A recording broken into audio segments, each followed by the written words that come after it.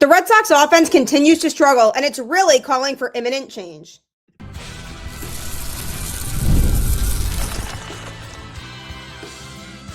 You are Locked On Red Sox, your daily Boston Red Sox podcast. Part of the Locked On Podcast Network, your team every day. Hello and welcome to Locked On Red Sox. My name is Gabby Maljanian, and while the Red Sox definitely continue to seem to be figuring things out on the pitching side of things, the offense still continues to struggle. And on today's show, not only am I going to be talking about that, but giving an update on a key starting pitcher that the Red Sox really could use back. Has Brayan Bello finally figured things out? And of course, the offense putting up yet another dud. So happy Wednesday. Sorry for the late drop of today's episode. I have just been absolutely exhausted this week and just lots going on, but here I am. And the thing with this Red Sox team right now isn't necessarily that they're not clicking on all cylinders, because the only cylinder they really fully aren't clicking on is offensively. I mean, yes, the bullpen has had some struggles, but it's primarily certain relievers that just continue to struggle and just not deliver consistently. But overall, you think about the starting rotation and where guys are at now, and the fact that overall the rotation has been able to provide a lot of value as of late. It's the offense that truly has been holding this Red Sox team back from winning games. And you're not going to win very many games when you're not making the opposing starting pitcher really work in games. And that's exactly what happened in last night's game against the Phillies when the Red Sox lost a tight 2-1 game. Now, granted, they played a Phillies team that was struggling early on. They fired their manager. They brought in Don Mattingly, and they've been turning things around since then. So the Phillies are kind of on the up right now in terms of being able to figure things out. And they had Zach Wheeler throwing, who's an absolute stud. But the Red Sox were making it way too easy for him. He threw 7.1 innings, giving up 6 hits and 1 earned run with 0 walks and 4 strikeouts. He threw 87 pitches through 7 1/3. with 57 strikes. He has a 2.55 ERA on the season. So we know Zach Wheeler's a good pitcher, but what's really unacceptable is the fact that the Red Sox weren't making him work at all. He threw 6 pitches in the first inning, 6 pitches in the second inning, and 4 in the third. I mean, he was throwing pitches that were in the zone. It's not like he was getting guys to chase a lot. Like, he was throwing pitches in the zone and the Red Sox just couldn't hit it. It was pathetic, and it was really tough to watch. And they hit 7 singles in this game total. It's hard to win a game when your offense is fully generated by 7 singles. That just cannot happen. The offense in general is just not figuring it out. And in the last 3 games, the team is batting 200 as a group and just 105 with runners in scoring position, with 4 total runs scored, 22 strikeouts, and 23 runners left on base. It's truly, truly pathetic. They are just not driving guys in. And in last night's game, the offense for the Red Sox left 6 on base and went 1 for 5 with runners in scoring position. And this is an offense very much built on having to move guys over. You cannot expect these guys to just hit home runs constantly. That's not how this team is going to win games on offense. If they want to utilize the offense to the best of their ability, they have to focus on playing small ball, really moving guys over and generating runs in a way that allows them to be aggressive on the base paths, maybe try to bunt guys over and just put the ball in play, because good things happen for this team when they put the ball in play. And that's how this offense is going to succeed. And primarily the lack of power, which is something that we expected going into this season, is something that's causing them some problems. The team is bottom 5 in home runs and slugging percentage. And granted, when it comes to slugging, you have to be able to get that power, not even always hit a home run, but essentially what slugging does is it measures a batter's power by calculating the total bases that a player records per at bat rather than just how often they get a hit. So essentially it weighs extra base hits like doubles, triples, and home runs more heavily than singles, providing a better metric for a player's ability to drive the ball. So essentially, when it comes to the weighted value, a single is 1, a double is 2, a triple is 3, and a home run is 4. So the difference between batting average and slugging is that batting average treats all hits equally. So if you get a hit, whether it's a single or a double, and you're getting on base that way, that contributes to your batting average, whereas slugging rewards power hitters. So the Red Sox are lacking in extra base hits in general, not just in home runs, which is something I worried about a lot going into this season. And we saw that last night when they were only hitting singles and they weren't able to win the game. They have scored 1 run or fewer in 11 of their last 41 games, which is a 26.8% rate. Very much not ideal. And in terms of their key failures, top hitters, including Trevor Story and Jarren Duran, are performing in the bottom 10 of the league. That just absolutely cannot happen because those were 2 of the hitters that the Red Sox went into this season banking on having good seasons. And that just hasn't been happening so far for them. And that's been a major, major problem. And they also, as a team, have shown an inability to adjust, often recording very few pitches per plate appearance, which is something that we've seen a lot of. And we saw in last night's game, too, against Wilyer. The guys are just very easy outs, it feels like. They're not putting together a lot of competitive at-bats, and they're not making pitchers work. And that's something that's been causing them to struggle. The team has a 3.83 runs per game average, which is 27th in Major League Baseball. And it's just tough to watch this offense. They're averaging 2 runs a game at home, too. So that's another thing that's worth talking about is the fact that this team is not able to string together a lot of runs per game on its home field. So overall, this offense is not very good. And while Trevor Story and Jarren Duran continue to struggle, they just don't have a lot of hitters in general that you can definitively trust and say, yes, I want that guy up with runners on base. Now, you could argue that maybe Willson, Contreras, and Wilyer, Abreu fall into that category because they are the most consistent and best hitters that this Red Sox team has right now. Contreras is currently batting .259 with Abreu batting .293.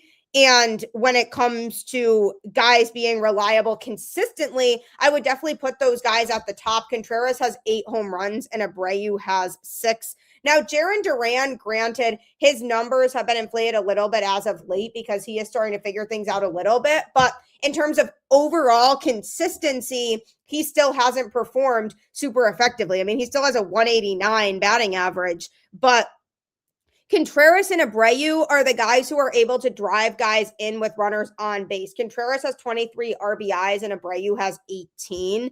So in terms of being able to trust guys, one of those 2 would be the guys that I would look at and say, yes, if runners are on base and I had to choose somebody on this team right now, I would take Willson, Contreras, or Wilyer, Abreu, no doubt about it, because those are the guys who, based on consistency, I feel like would be able to be the most likely to drive runs in. So that's definitely a factor in this. Is while I'm not taking away from Abreu and Contreras, I still would like to see a definitive guy in this Red Sox lineup that we could look at and say, no matter what the situation is, I would feel confident in his ability to come through.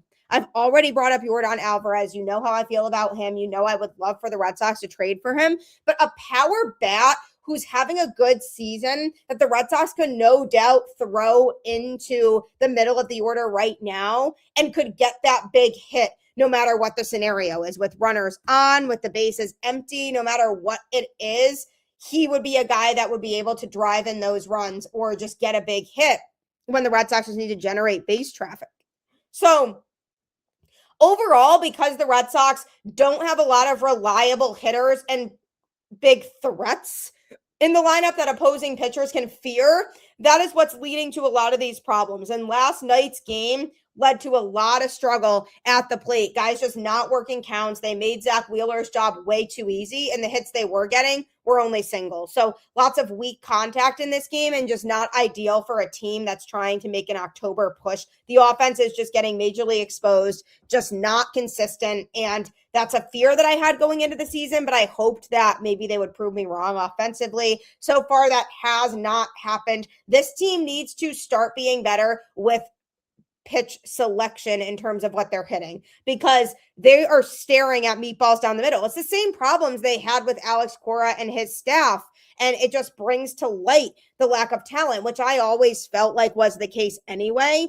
But it's really bringing to light the fact that this offense just wasn't well constructed to begin with, and they aren't able to find any form of consistency. So the key moving forward is going to be being able to work counts, put the ball in play, use their athleticism to be aggressive on the base paths and try to generate runs that way. Because when they do that, we've seen them win games. And giving up just 2 runs to the Phillies should have been enough to win that game. But with this offense, it wasn't. So hopefully they're able to turn things around, but I definitely don't have the immediate confidence that that will happen.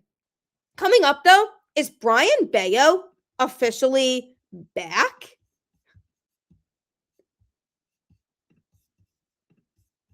So with baseball season being here, you can now trade every game on Kalshi. So essentially what it does is you put in yes or no for the chances of maybe a team winning or just a pitcher and their performance. So if you search the Red Sox Philly series and you go to tonight's game, believe it or not, the Red Sox actually have a 55% chance right now. So if you hit yes on that, and then you go and type in the dollar amount that you are willing to put in for that. If you put in $100, the payout, if yes, would be $173.23. So you can really trade on any game with Kalshi. On Kalshi, you're trading against peers in a live market, meaning there's no house. And as the probability changes, you can buy in and out of your position. For a limited time, download the Kalshi app and use code LOCKEDON to get $10 when you trade 10. Kalshi. Kalshi. Trade on anything. 18 plus only. Restrictions and eligibility requirements apply. Event contract trading involves risk and may not be suitable for all investors. Prices, values, and available markets may differ from those mentioned. For more information, see kalshi.com/regulatory. Pretty cool, right? Also, what's pretty cool is the Everydayer Club, where you can get ad-free episodes and access to a group chat with me and other listeners of this show. Tap the link in the show notes or go to lockedonredsox.supercast.com. Well, the Red Sox lost a tough game last night against the Phillies by a low-scoring 2-1. And most of the time, if you held the opposing offense to 2 runs, usually that would have been enough to win that game. Not in this case, because the Red Sox offense just could not figure it out and could not come through. When you only record 7 singles in the game, you're not going to win a lot of games that way. And it's putting a lot more pressure on the pitching staff to be able to have phenomenal performances in order for your team to win. And it's a team effort and everybody needs to step up, and the offense really hasn't. But somebody who has stepped up as of late is Brayan Bello, who was on the hill in last night's game. And once again, similar to his last outing, we saw the Red Sox put in an opener to start the game for Brayan Bello. Giovanni Moran pitched the first inning. He did give up a home run to Kyle Schwarber, who's just out of this world good, but he overall looked effective, 2 strikeouts, and then he exited the game with the Red Sox down 1-0. And then Brayan Bello came in and he pitched well. He threw 6 1/3 innings, giving up 4 hits and 1 earned run with 1 walk and 5 strikeouts. He threw 88 pitches with 60 of them going for strikes, and now has his ERA down to a 6.46. He's taken a huge jump in his last couple outings from what we saw from him earlier in the season. Now, that's a really good sign, because not only is he improving, but it's also showing that maybe the Red Sox have unlocked something with him that we haven't really seen. So overall, in his last 2 bulk outings, he's thrown 13 and a third innings to a 1.35 ERA with 8.1 strikeouts per 9 innings, 1.3 walks per 9 innings, and a 170 batting average against. He's also generated 22 whiffs. That's all notable because he's getting more swing and miss stuff now when he's coming in bulk relief, as opposed to when he was starting and he just wasn't able to generate a lot of strikeouts. So that part of his game is notable, that he's just all of a sudden getting more swing and miss stuff. He's really continued to pound the zone lately, especially with his sinker that he's really been able to locate a lot better. And his ERA has gone from a 9.12 to a 6.46. So he definitely is making progress. And that's a really good sign for a Red Sox team that really could use him getting back on track. He gave the Red Sox a chance to win last night, and he was the reason that they stayed in it until the final out, because the team was a 2-out hit away in each of the final 3 innings from coming back in this game, and it just didn't happen because they just stranded so many runners on base as usual. He essentially stepped up. He said, I think I was very focused and had conviction on how to throw every single pitch. And I was also able to attack the zone. So I think that was the key today.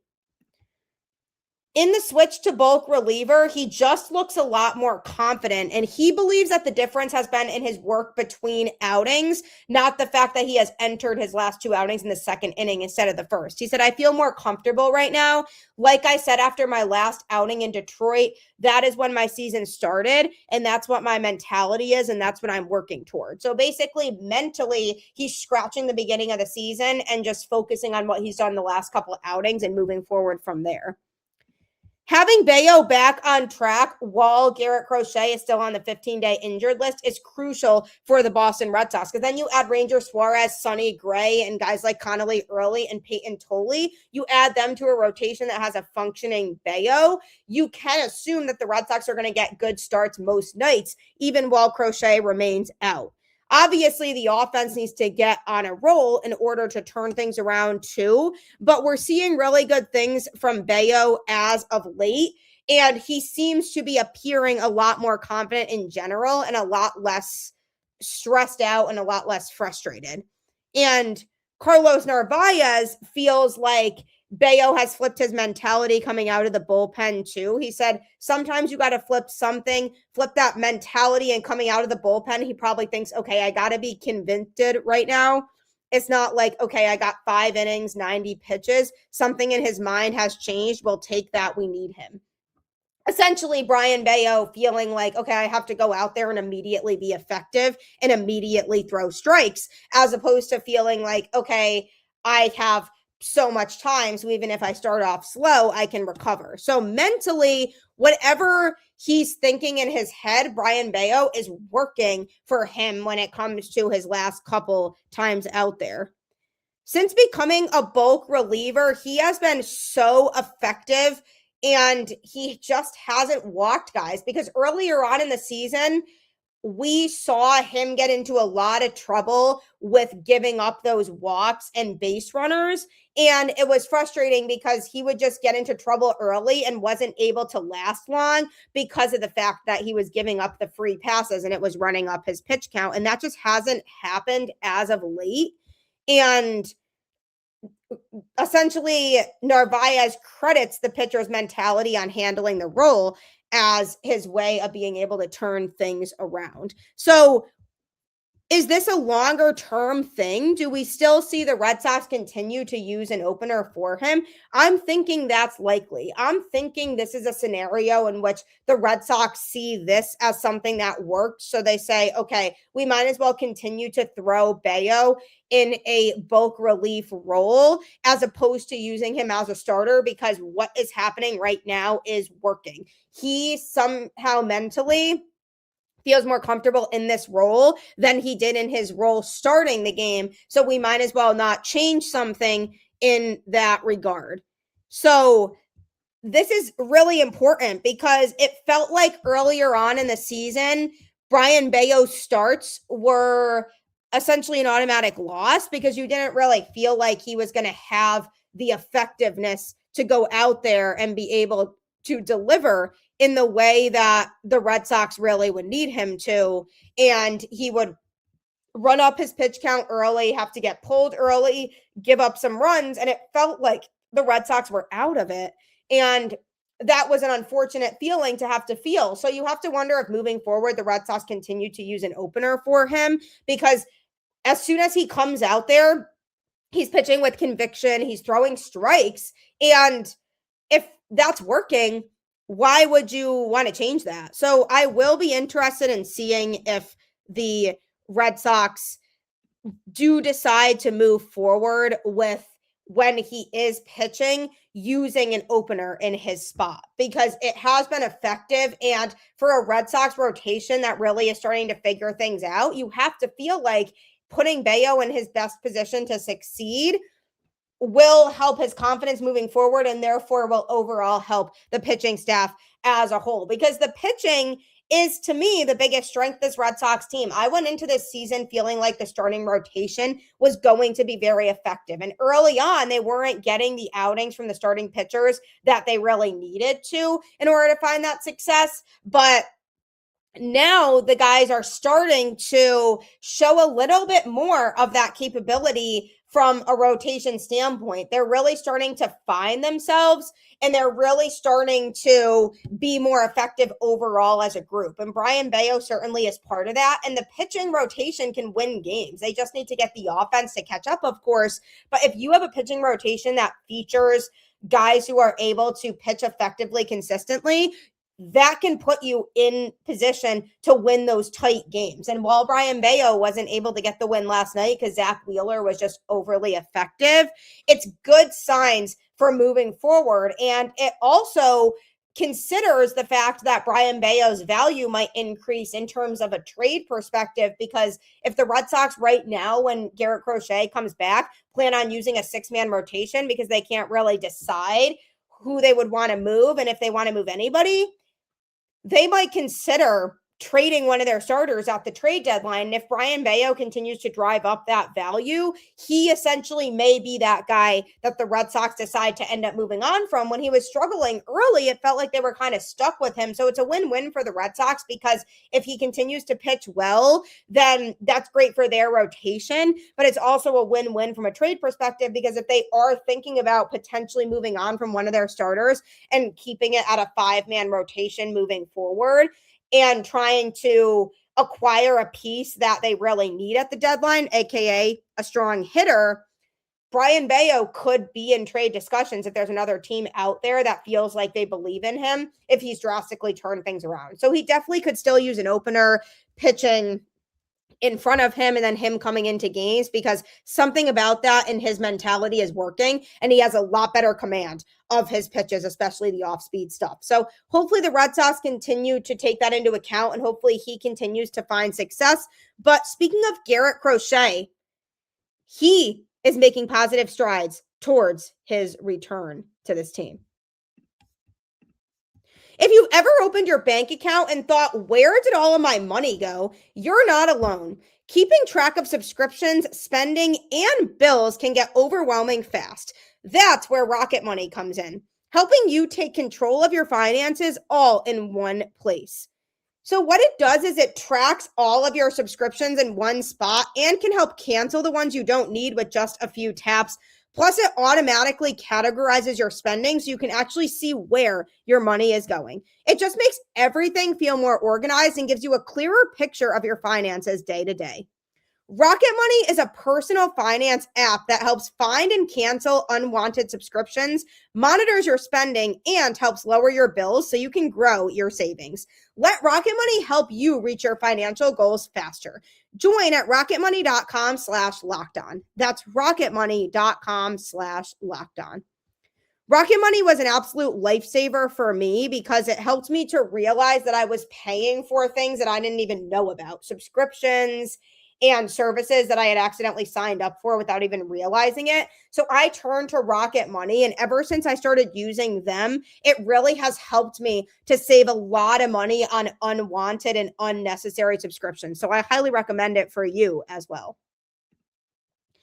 Well, the Red Sox lost the first game of the series against the Phillies. We hope that they are going to turn things around. The offense really needs to be a lot better and a lot more effective if they want to win these games. But even though last night's game was frustrating, the Red Sox did receive good news on ace starting pitcher Garrett Crochet, who continues to make progress in his return from that shoulder inflammation that he was feeling that placed him on the injured list to begin with. So he's in the process of strengthening that fatigued throwing shoulder and building arm strength. He threw long toss yesterday in the outfield ahead of the team's 2-1 loss to the Phillies. He also played catch at 120 feet on Sunday before he tossed 10 throws, not at full strength, off the mound. So the team will need him to throw off the mound multiple times, as well as likely face hitters before he returns to the rotation. So it will be a little bit, but Chad Tracy said we continue to progress well there. He was sent to the 15-day IL on April 30th, retroactive to April 26th. The move came 4 days after his best start of the season, which was a 6-inning outing against Baltimore, where he struck out 7 and did not give up a run. At the time he went on the IL, he said he began feeling shoulder fatigue during the outing, so he just wanted to be precautionary and cautious about it. He added that he was pretty confident in that moment that he would return to the rotation when he was eligible in about 2 weeks, but it doesn't seem like that's going to be the case because they definitely want to take their time with him. He said just some fatigue I was feeling in my last start, was able to grind through it there at the end. It just makes more sense to get ahead of it now, so I'm not playing catch up the rest of the season. It's tough. Talk to Brez, as in Craig Breslow, and Brandon, which is head athletic trainer Brandon Henry, yesterday about trying to push through, and ultimately what good is that doing for the team if I'm just kicking the can down the road? He added that he did not feel any fatigue in the shoulder doing a 2-start stretch where he allowed 16 runs, 15 of them earned in 6 2/3 innings against Minnesota and Detroit earlier in April, but it could have been building up at that point in order for him to end up on the injured list eventually. But essentially, it's going to be a little bit for Crochet because the last thing the Red Sox want to do is push him now and risk losing him later on in the season when they really could use their ace on the mound. And because they really value Garrett Crochet and what he brings to the team, they definitely don't want to risk a longer-term injury. So they are going to ease back into it and kind of take it day by day with him. So technically, yesterday was the first day that he was eligible to be activated from the IL, but that won't be in play until he progresses to at least a bullpen session and 1 live batting practice. And I'm sure they might think about making him do a rehab start potentially before he comes back, just to make sure that he's in good shape. So when Tracy talked about him, he said progressing, he threw out to 120 feet. I can date back to Sunday when he threw out to 120 and actually got on the mound. It was catch, play off the mound, call it 10 throws of catch on the mound, all of which felt good. So we continued to progress well there. So it's definitely a positive that he's progressing in the way that he is. Is it a bummer that he wasn't able to be activated immediately? Yes, I'm sure he feels bummed out about that because he definitely also felt like he would be ready to come back right away. But it makes sense that the Red Sox are taking things slow because this is a pitcher who has dealt with some injuries prior. And when he's dealt with injuries in the past, they've taken it slow, or the White Sox have taken it slow too, to bring him back and be able to make sure that they are easing back into it instead of rushing him back into things and him developing more pain. So as much as we could use Garrett Crochet, the good news is that, like I talked about in the previous segment about Brayan Bello, the offense, while they are not clicking, the starting rotation certainly is. And Bello has been a part of that in his last couple outings with having an opener pitch prior to him coming into the game. And you look at guys like Peyton Tolley, Connolly, Early, Ranger, Suarez, those guys also have seemingly been starting to figure things out too from a rotation standpoint. So even though Crochet is still out, the rest of the Red Sox rotation is starting to seemingly put things together. And that's good news for a team that definitely could use that starting rotation being effective, because it would be tough if Garrett Crochet was out and the rest of the starters were struggling and it felt like, okay, we desperately need him back. But I think part of the reason the Red Sox aren't feeling like it's imminent that he returns and feeling like they can get by without him for now is because of the fact that everybody else has been able to pick up the slack and has been able to start to figure things out. So if they feel like the rotation can be solid right now without Crochet necessarily coming in and pitching every 5 days at this moment, they probably feel okay with that decision because of how everybody else has been